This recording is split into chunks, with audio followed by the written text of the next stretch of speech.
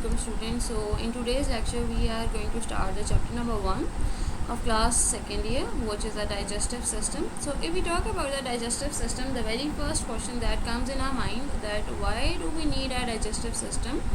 So we have a lot of organ systems in our body, and one of them is our digestive system. So why humans and the living organisms need a digestive system? So the answer is because we need the nutrients. हम लोगों को क्या चाहिए होते हैं? Nutrients चाहिए होते हैं, and to get those nutrients from the food, we need a digestive system. For example, if we talk about the living organisms, humans, अगर हम humans की बात करें तो humans को जो most of the food होता है, it is either composed of another animal or it is composed of the plants most of the time, and the anatomy of the animals and the plants is completely different from the anatomy of the humans. So to absorb the nutrients from the other animals and the plants, firstly we need to break down that food, and we have to get the monomers of that food, ताकि हम क्या करें, उन monomers को utilize करते हुए according to our body we convert them as a polymer, चाहे वो आपके पास प्रोटीन हो, कार्बोहाइड्रेट हो, या चाहे आपके पास लिपिड्स हो, या कोई भी मोनोमर हो. So that's why we need our digestive systems. And digestive system digests the food which comes from another animal and the plant, and that food is primarily composed of any carbohydrate, protein, lipids, vitamins, minerals and the waters. And whenever we absorb these nutrients, so our body utilize these nutrients to carry out the basic functions of our body.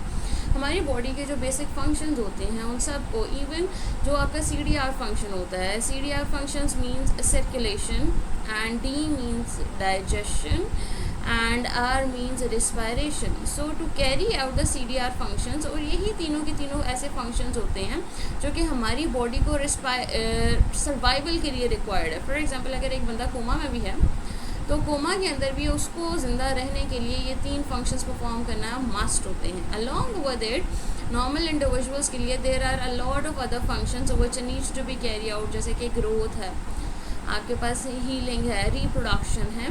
So to carry out all these basic functions we need the nutrients, and these nutrients comes from the food, and that food is digested by the digestive system. That's why human needs the digestive system or any other living organisms to carry out the body functions. So coming towards the anatomy of digestive systems, if we talk about the anatomy of our digestive system, तो हमने digestive system को divide किया है into two major parts. The very first part is known as the digestive tract or a gut or alimentary canal. And alimentary canal or a gut or a digestive tract includes those organs of our digestive systems which are directly involved or in contact with the food or responsible for the digestion of a food, which includes the mouth, your pharynx, your esophagus, stomach, small intestine, large intestine, along with the anus and the rectum. These are the organs of a digestive tract or a gut or alimentary canal. If we talk about the second part of the digestive system, it is known as digestive glands or the accessory glands. जो आपके पास digestive glands होते हैं या accessory glands होते हैं, they are not directly involved with the food. इनकी involvement food के साथ directly नहीं होती है, but what they do, they releases some kind of hormones or enzymes which are going to help, which are going to assist in the digestion of a food. ठीक है, वो food की digestion के अंदर help करते हैं, but वो directly कभी भी फूड के साथ इन कॉन्टैक्ट नहीं होते हैं. फॉर एग्जांपल, सलाइवरी ग्लैंड है, it releases the saliva which contains various enzymes which digest the food. Along with it, we also have one organ known as liver. It is a part of our digestive system as a accessory glands coming towards the gastric glands. Next one is pancreas, and the last one is the intestinal glands. So these are the glands of the accessory glands जो कि directly खुद तो food के साथ in contact नहीं होंगे, but they will release some enzymes जो कि आपकी food की digestion में assist करेंगे. So if we talk about the very first part of the digestive system, to which we call the alimentary canal or gut or the digestive tract or the gastrointestinal tract, these are all the names of the gut or the digestive tract. If we talk about the digestive tract, the whole length, it is a long tube whose length is 9 meters or 30 feet.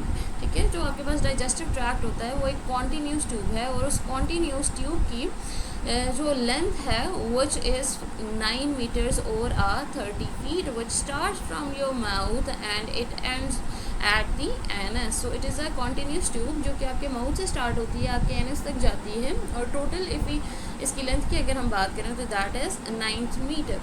And each organ of the digestive tract is specialized at various points. ठीक है, हमारे पास हर जो organ होता है digestive tract का, it is responsible for a specific function. For example अगर हम अपनी माउथ की बात करें तो माउथ के अंदर जो मोस्टली है सारे के सारे जितने भी न्यूट्रिएंट्स हैं उन सब न्यूट्रिएंट्स में से जो स्टार्च की डाइजेक्शन होती है that is done in the mouth. So if you talk about the oesophagus, oesophagus का प्राइमरीली एक ही काम है, that is to transfer the food from the mouth to the stomach.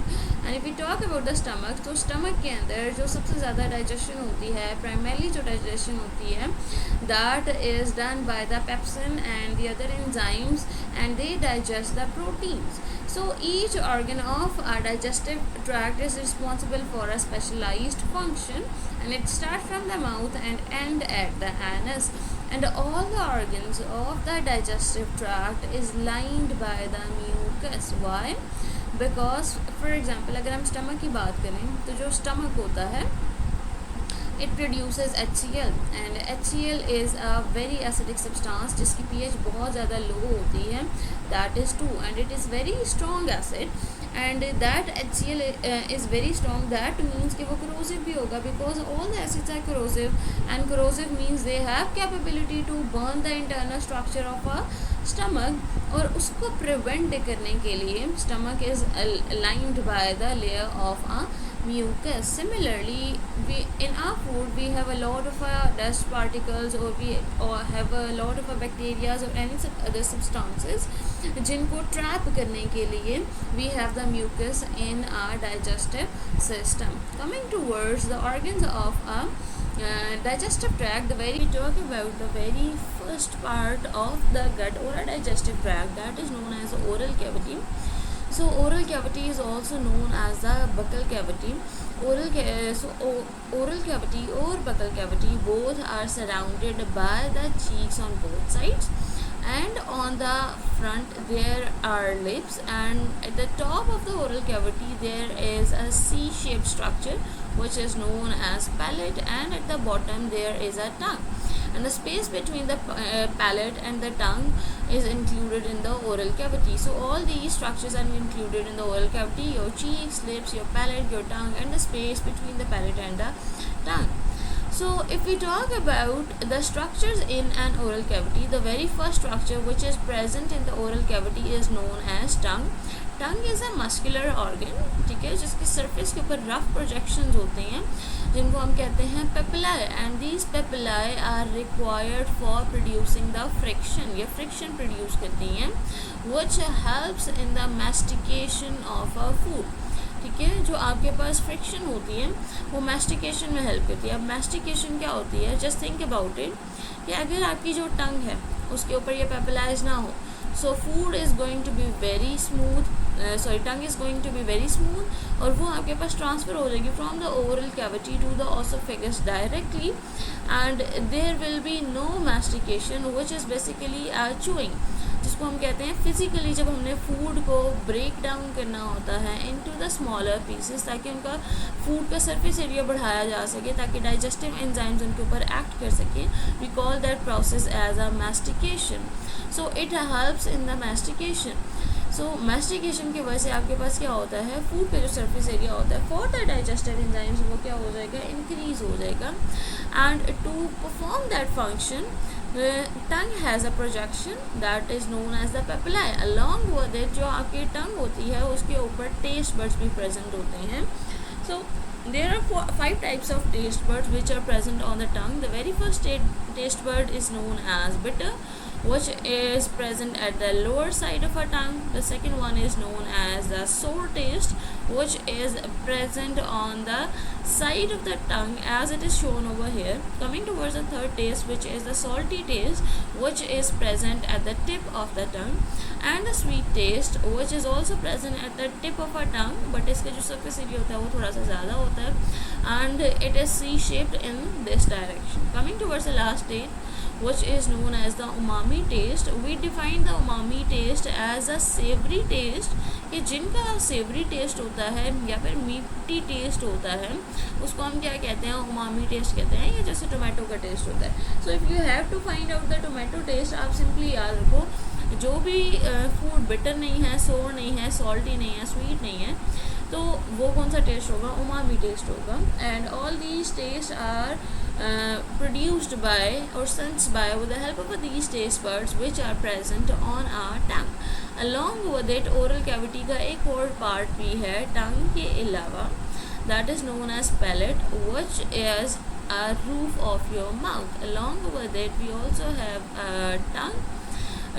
teeth, and the last one is the salivary glands. Salivary glands क्या होते हैं? Salivary glands are the glands which are present in our mouth and they cause the secretions, and these secretions are known as the saliva. ठीक है. अगर हम salivary glands की बात करें, there are the 3 salivary glands which are present in the oral cavity. The very first salivary gland is known as the parotid gland, which is present at the front of the ear at the back of the oral cavity. Oral cavity के बिल्कुल back side पे year के front पे जो gland present होता है उसको हम कहते हैं पैरोटिड ग्लैंड. और जो सब मैंडिबुलर ग्लैंड होता है वो आपके नेक के बिल्कुल फ्रंट पे प्रेजेंट होता है at the low back side of your teeth. And the last gland is known as the sublingual gland. If we talk about the sublingual gland, for example, if we draw a structure of the trunk, बिल्कुल जो upright stand करियो, ठीक है, इसकी base के ऊपर आपको कुछ इस किस्म के स्ट्रक्चर्स नज़र आएंगे. अब ये जो स्ट्रक्चर्स होते हैं they are connected with the tongue from their basis, और ये जो स्ट्रक्चर होते हैं ना C shape which are present at the base of your tongue, we call them as a sublingual glands. So these are the 3 salivary glands which produces the saliva, which contains different digestive enzymes and they call the digestion of a food. और जब भी हमारे पास saliva की production हो जाती है by these glands through the help of several drugs जो कि आपके पास प्रेजेंट होती है, आपकी बैक साइड पे प्रेजेंट होती है, टंग के लोअर के नीचे आपके पास there are the several ducts which releases the saliva which is produced by these salivary glands. So these are the structure which are present in the oral cavity. If we talk about the function of the oral cavity, तो oral cavity के अंदर 2 functions perform होते हैं. The very first function is known as the mechanical digestion. Mechanical digestion को हम define करते हैं that it is a physical digestion of a food in which food has been broken down by the teeth into the smaller pieces and we call it as a mastication or a chewing. ठीक है, मास्टिकेशन और chewing क्या होती है कि आपने उसको physically food को ब्रेक करना है स्मॉलर पीसेस के अंदर सो दैट आपके पास जो फूड है उसका जो सरफेस एरिया है वो इंक्रीज़ कर जाए. एंड जब सरफेस एरिया इंक्रीज़ होगा so it will be available for the digestive enzymes more for their function. ठीक है, जैसे for example if we talk about this box, ठीक है, अगर हम इस क्यूब की बात करते हैं and we take this cube as a single bite, तो अगर आप सिंगल बाइट की बात करोगे फूड की तो हमारे पास क्या होता है कि अगर ये बॉक्स है, ये क्यूब है, इसके ऊपर ये डाइजेस्टिव एंजाइम्स एक्ट कर रहे हैं, तो इसका जो सरफेस एरिया है वो सरफेस इसके ये जो 6 साइड्स हैं these are expose to these digestive enzymes for the digestion. But अगर हम इसी क्यूब को स्प्लिट कर देते हैं into several cubes, now each cube has a 6 sides and each cubes all the sides are being exposed to the enzymes. तो आपके पास surface area automatically क्या हो जाएगा, इंक्रीज़ हो जाएगा. और जब सरफेस एरिया ऑटोमेटिकली इंक्रीज़ हो जाएगा तो जितना भी डाइजेस्टिव एंजाइम है they will act upon them, और जितना भी न्यूट्रिएंट प्रेजेंट होगा इन फूड पार्टिकल्स के अंदर, they all will be digested और इनको हम क्या कर सकते हैं, यूटिलाइज कर सकते हैं. सो that's Y mechanical digestion is necessity. So if we talk about the another function which is done in the oral cavity, it is known as a chemical digestion. अब chemical digestion क्या होता है? chemical digestion को simply इस तरह से define करते हैं कि जो हमारे oral cavity के अंदर जो chemical release होते हैं जिनको हम कहते हैं enzymes, वो जो enzymes है जो function perform करेंगे उसको हम कहते हैं chemical digestion. So if we talk about the enzymes, तो हमारे माउथ के अंदर या ओरल कैविटी के अंदर there are two enzymes which are released and they are released in the saliva and we call them salivary amylase or a lingual lipase. So the very first enzyme, if we talk about it, that is salivary amylase. इसको हम normally ptyalin भी कहते होते हैं. ठीक है, ये आपका वाटरी पार्ट है, आपके सलाइवा का जो वाटरी पार्ट है, that is compose of the ptyalin और the salivary amylase. And if we talk about the word amylase, जहाँ पे भी हम वर्ड amylase यूज़ करते हैं, वी नो दैट कि ये क्या काम करेगा, ये डाइजेशन करेगा एक कार्बोहाइड्रेट की जिसका नाम है starch. So if we have the salivary amylase, it is going to digest the starch. और अगर हमारे पास pancreatic amylase है, it is also going to digest the starch. So if we compare the functions or the structures of the salivary amylase and the pancreatic amylase, in both cases they all are mostly same except few things. ठीक है, except one thing. So the very first thing, they both are the hydrolases. दोनों के दोनों hydrolase हैं, दोनों के दोनों enzymes हैं, दोनों के दोनों स्टार्च को डिफरेंट प्रोडक्ट्स में कन्वर्ट करते हैं, विच इज़ माल्टोज और द डेक्सट्रेज और the maltotriose. Starch, it has two types. The very first one is known as amylose and the second one is known as amylopectin. If we talk about the amylose and amylopectin, दोनों के अंदर सिर्फ और सिर्फ एक difference है, and that is कि linkages इन दोनों में डिफरेंट होते हैं. जो अमाइलोज है, it is a starch, amylopectin is also a starch. Amylose and amylopectin both are homopolymer. That means these are the polymers which are composed of a same type of a monomer, and that monomer is a glucose. जो amylose है वो भी glucose से मिलकर बना होता है, और जो amylopectin है वो भी ग्लूकोज से मिलकर बना होता है. बट द डिफरेंस इज जो amylose है, it is a straight homopolymer. इसका सारा का सारा जो स्ट्रक्चर होता है वो स्ट्रेट होता है, and the bond which is present between the two glucose molecule, it is alpha 1,4 glycosidic linkage. But in case of amylopectin, इसके अंदर एक मेन स्ट्रेट चेन तो है ही है, which is compose of a glucose, and the bond between them is also alpha 1,4 glycosidic linkage. But along with it इसकी branching भी होती है, इसके अंदर ब्रांचेस भी प्रेजेंट होती हैं, and these branches are connected with the main chain having alpha 1,4 glycosidic linkage through a 1,6 glycosidic linkage. ठीक है, स्ट्रेट चेन में alpha 1,4 glycosidic linkage प्रेजेंट होता है, बट जब ही इनके साथ ब्रांच आ जाती है तो वो ब्रांच कनेक्ट करने के लिए मेन ब्रांच के साथ आपको एक और लिंकेज इस्तेमाल करना पड़ता है, जिसको हम कहते हैं alpha 1,6 glycosidic linkage, जो कि सिर्फ और सिर्फ किस में प्रेजेंट होता है, अमाइलोपैक्टिन में प्रेजेंट होता है, अमाइलोज के अंदर प्रेजेंट नहीं होता. ठीक है, so if we come back to the salivary amylase and the pancreatic amylase, so they were the hydrolases, they were proteins, they were the enzymes. दोनों के दोनों स्टार्च की डाइजेशन करते हैं, चाहे वो अमाइलोज हो, अमाइलोपैक्टिन हो, दोनों को कोफैक्टर्स क्लोराइड आइंस चाहिए या समटाइम्स कैल्शियम चाहिए. The only difference here that comes is कि जो salivary amylase है, it work at a slight acidic pH which is 6.70, and the pancreatic amylase work at a very slight basic pH which is 7.1 to 8.2.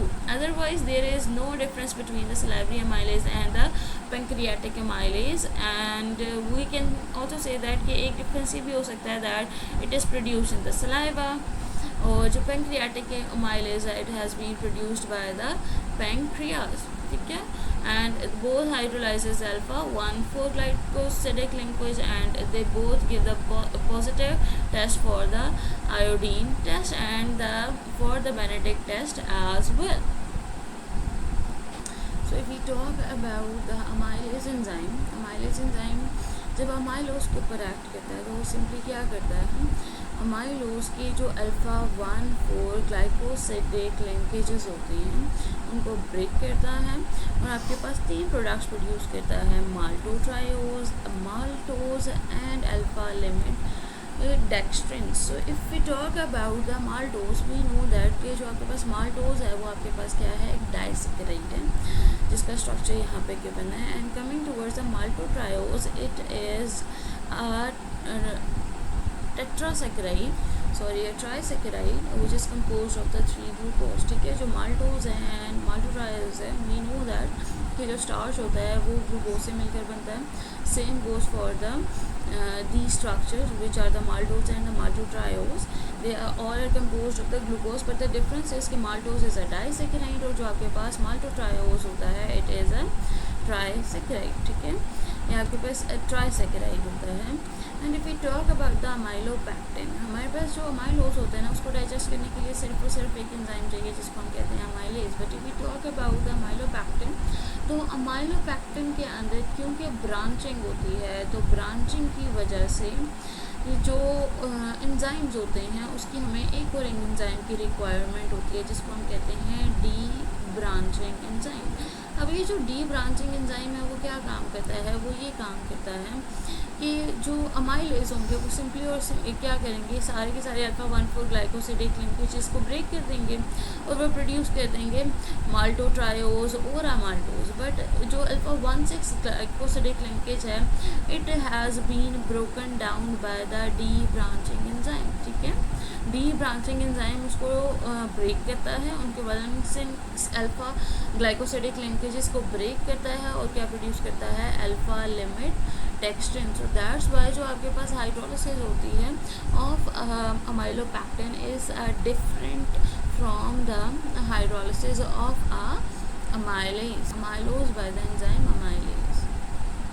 Now coming towards the next enzyme of saliva that is known as a lingual lipase. Lingual lipase क्या करता है, वो आपके food के अंदर जो triglyceride होता है उस ट्राइग्लिसराइड को ब्रेक डाउन करता है ईदर इनटू अ डाइग्लिसराइड और ईदर इनटू अ मोनोग्लिसराइड. अगर तो आपके पास ये ट्राइग्लिसराइड के ये जो बॉन्ड्स हैं, जिन बॉन्ड्स को हम कहते हैं ईस्टर्स बॉन्ड, अगर आपके पास ये ईस्टर बॉन्ड तीनों के तीनों ब्रेक कर जाते हैं, फॉर एग्जांपल ये वाला ईस्टर बॉन्ड भी ब्रेक कर जाता है, ये वाला ईस्टर बॉन्ड भी ब्रेक कर जाता है और ये वाला ईस्टर बॉन्ड भी ब्रेक कर जाता है, तो ये जो तीनों के तीनों स्ट्रक्चर्स हैं they are going to make the fatty acids. ठीक है, एंड अलोंग विद इट ये जो आपके पास 3 कार्बन स्ट्रक्चर है glycerol it is gonna be separate. But for example अगर हमारे पास लिंगुअल लैपेज सिर्फ और सिर्फ इस फर्स्ट वाले ईस्टर बॉन्ड को ब्रेक करता है तो हमारे पास डाइग्लिसराइड प्रोड्यूस होगा, और अगर हमारे पास वो फर्स्ट और सेकेंड या फर्स्ट और थर्ड को ब्रेक कर देता है तो फिर हमारे पास आपके पास मोनोग्लिसराइड प्रोड्यूस होगा along with the 2 fatty acids. और लिंगुअल लैपेज का काम क्या होता है, इस ट्राइग्लिसराइड को ब्रेक करना जिसके अंदर 3 कार्बन है और 3 फैटी एसिड चेन्स हैं. सो अगर आपके पास वो एक फैटी एसिड इनको रिमूव करेगा, अगर वो एक ईस्टर बॉन्ड को तोड़ेगा सो 1 फैटी एसिड आएगी और साथ में क्या आएगा, diglyceride.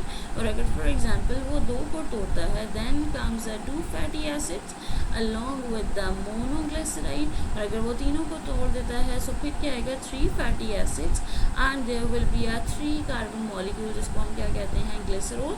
And this digestion is done by the lingual lipase enzymes which is produced in the saliva by the salivary glands. So these are the functions of the enzymes.